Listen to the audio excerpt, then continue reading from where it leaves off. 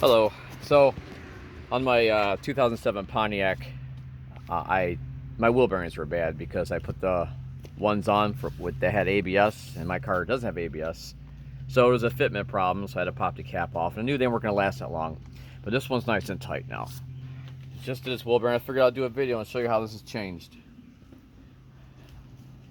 It's my Pontiac Grand Prix here in Northeast Ohio, and this is a bad wheel bearing. All right, son, you're gonna try to see if you can move that wheel in and out. Wow, even you can do it, 6-year-old. You know it's bad. Okay, you're gonna be my videographer, okay? All right, don't touch anything on the screen, and don't block. If you see something blocked like this, it means you. So you're gonna watch this, not me. Watch this. So what you do, obviously, all the safety precautions are put in place on the vehicle. I jacked it up. I still have the 3-ton or 2.5-ton jack underneath the frame in the back, but the load is on the jack stands on the frame, not the body of the car. Not anywhere where there's electrical wires being pinched, fuel lines, brake lines. These are 3/4. I know my son doesn't like this, so I'm gonna shield you.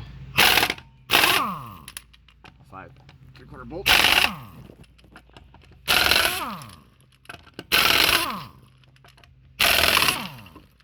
Alright. Now I changed this before, so this is gonna be a little easier to change.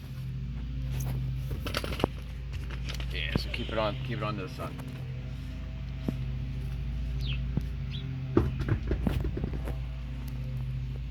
Alright. So you gotta keep it on this. Alright, so this wheel bearing is shot. Now normally on these, you're gonna have, it's gonna be hard to get the wheel bearing out of the spindle here. I call the steering knuckle the spindle. All you gotta do is take the brakes off, but you don't have to take them off completely. What I like to do is get my nice clean, put a little pressure on the caliper, free it up like that. I did the brakes a little while ago, so I know they're lubed in here. All the caliper slides are lubed. And all I use is a 13mm impact swivel. These are the best because it's a tight spot. I was going to do the video to show you how to do it with regular hand tools, but I'm recovering from a few injuries from my other job that I run. So what I do is start off with the top one, 13mm. Do you have the video on this? All right. And I'm going to hit it just a little bit, not all the way. Position the impact gun, get the bottom one all the way out. Is it still videoing? Sorry, it's just foul. I know, but is it still videoing? Yeah. All right, just checking. Sorry guys, my son is learning. Just one bolt. And the other one's gonna come out.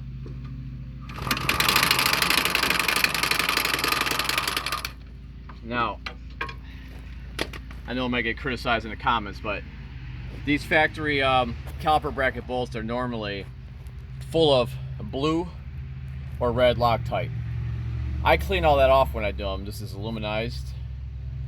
These strip, and they get seized in there. I take all the anti-seize off. I take all the Loctite off. I use anti-seize or wheel bearing grease. You can see these are wheel bearing grease. They're not going to back out. So keep these somewhere clean.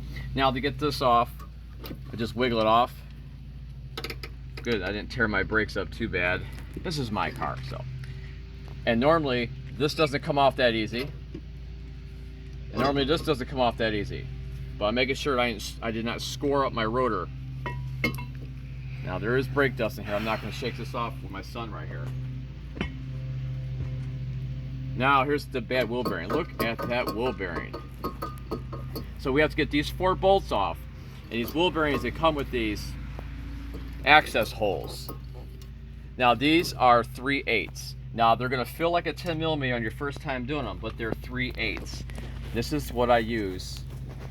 I use a 3/8 drive, I recommend using a 3/8 deep impact socket. It will fit through the bigger hole. And always spray these with PB Blaster.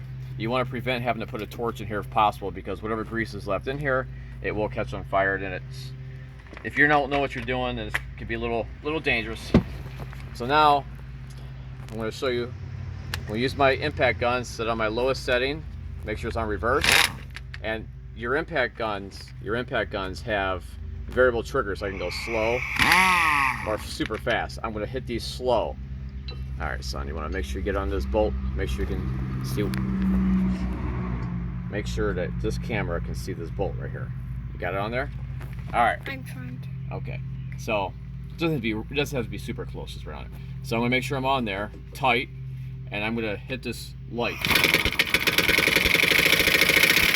Now it broke free. I'm gonna go all the way down the line and do them all like that. Make sure it's all the way on though. Sometimes you may have to use a hammer, lightly tap it to make sure all the way on there. You do not want to strip the heads of these.